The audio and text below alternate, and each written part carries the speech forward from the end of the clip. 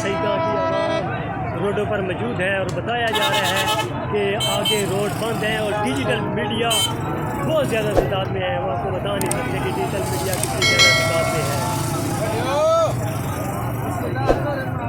ये आप देख सकते हैं।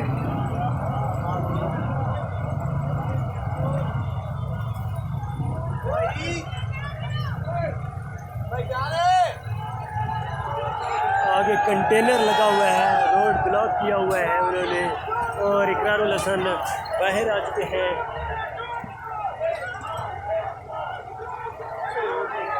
तकरीबन रोड ब्लॉक है, आगे रोड ब्लॉक है आगे।